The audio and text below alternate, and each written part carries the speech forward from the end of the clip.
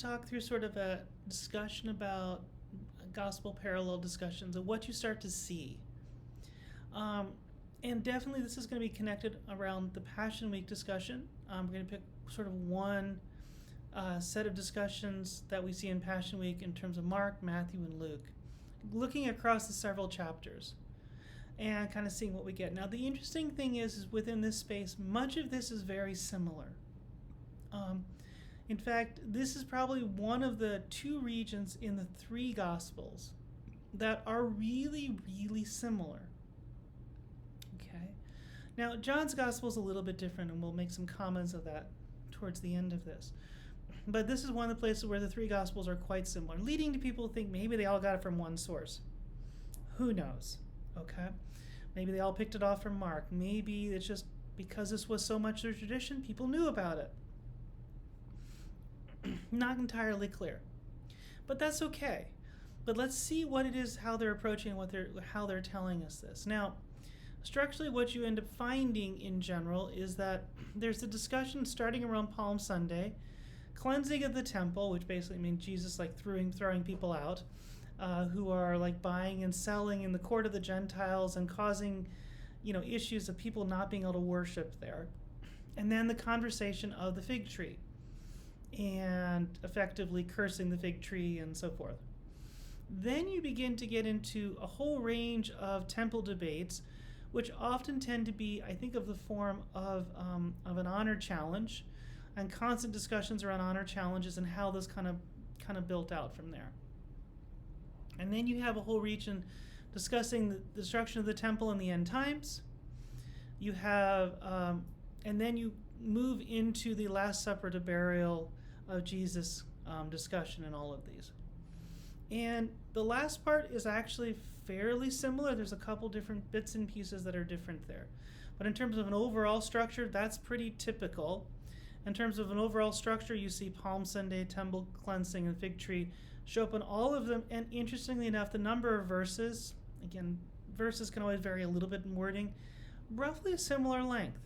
If you look at the same thing down in the Last Supper to the burial, fairly similar sizes and length, nothing terribly surprising there, actually. You actually see a whole region of the destruction of the temple in the end times. And again, fairly similar in sizes, a little longer in Matthew, a little bit better detail going from Mark to Matthew to Luke.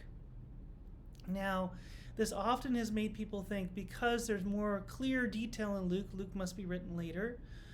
I don't think that's a fair argument. I don't think that's actually a very reasonable argument, because you have to assume that there's at least the opportunity for supernatural knowledge. If for the fact that we would even consider the resurrection beings existing, you have to at least be fair about it as a historian. So you cannot just ignore it either. So it arguably, I think you have very similar stories, different perspectives, and you proceed from there. What's interesting is then when you look at the middle of this on the temple debates, there's a whole range of different discussions. And for the most part, the flow is very similar across all three. The stories are very similar. Subtle wording changes and subtle shifts in these all the way through.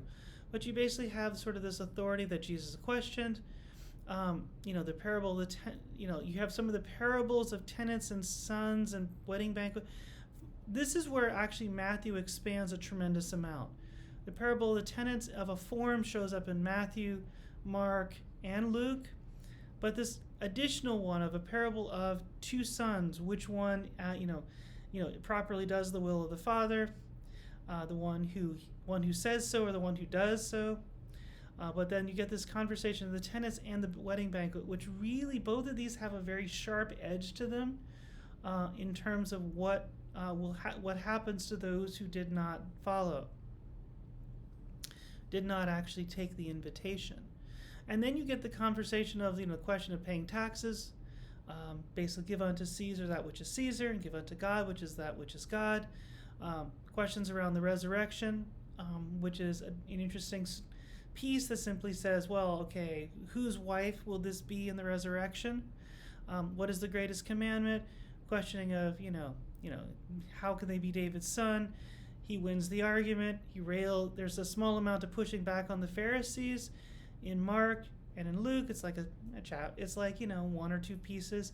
In Matthew, he has a good time with this and decides to go 39 chapters. This is where we have 6 woes, and pushes through it. Interestingly enough, the widow giving 2 coins shows up in Mark and Luke, not in Matthew.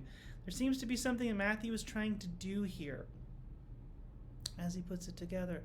And so what one begins to see is that there's some bits and pieces here that you start to see of the character, what Matthew is doing, and how Luke is approaching Mark's work. And most likely Luke probably is borrowing from Mark. I think that's highly likely. I think Matthew is certainly probably aware of Mark as well, although it could also just be that these are very typical in the space. But I'd be surprised if Luke didn't actually have Mark around by the time he was writing. Mostly because Luke was doing a 2-volume structure, so there's a lot more that Luke was trying to convey, and he wanted to make sure this was put into the story. One other thing in Matthew is this whole story of, the parable of the 10 virgins and who had their lamps lit and not, right? Parable of the talents, basically talents being given and so forth. And then particularly the separation of the sheep and the goats. This all shows up in Matthew, and shows the separation of the sheep and goats only shows up in Matthew. And so it's a very interesting story that we get there.